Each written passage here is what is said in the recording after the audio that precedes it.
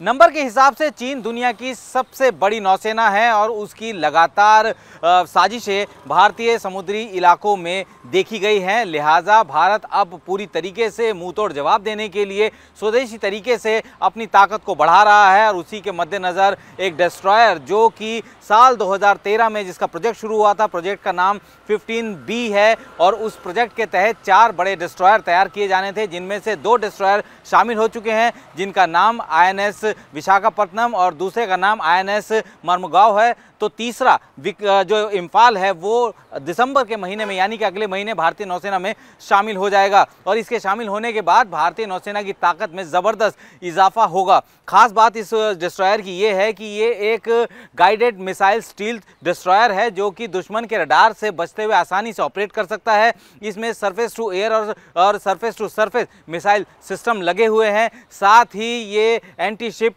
जो missile system BrahMos वो भी इसमें लगाया हुआ है। कुछ ही दिन पहले इसका सफल परीक्षण भी किया गया था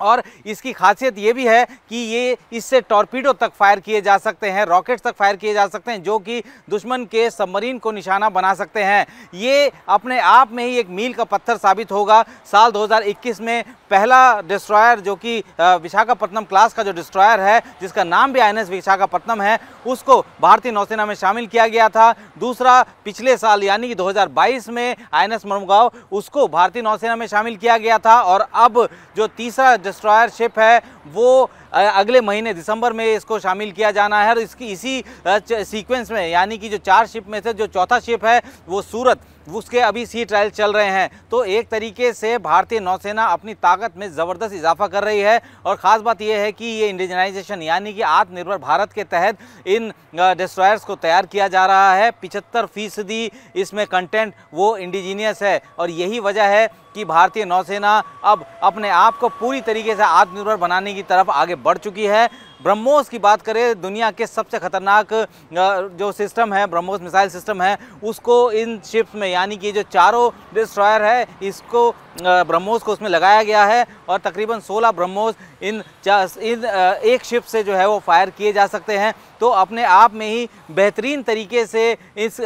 शिप को डिज़ाइन किया गया है ताकि समुद्र में कभी भी ऐसी स्थिति आती है कि चीन और पाकिस्तान दोनों मिलकर अगर किसी भी तरीके का कोई ऐसा भारत के खिलाफ कोई साजिश रचते हैं तो उनको आसानी से मुंह तोड़ जवाब दिया जा सकता है। और ये अपने आप में ही दुनिया के लिए एक मैसेज है कि भारतीय नौसेना अब पूरी तरीके से आत्मनिर्भर है। भारतीय नौसेना न सिर्फ एयरक्राफ्ट कैरियर बना सकती है बल्कि डिस्ट्रॉयर जो कि दुनिया के सबसे खतरनाक डिस्ट्रॉयर में से एक है वो जो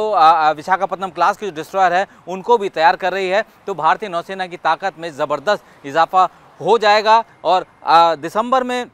इसको शामिल किया जाना है, इम्फाल को शामिल किया जाना है भारतीय नौसेना में। उसके बाद सूरत जो कि इस सीरीज़ का चौथा शिप है, वॉरशिप है, उसको अगले साल तक भारतीय नौसेना में शामिल किए जाने का प्लान है।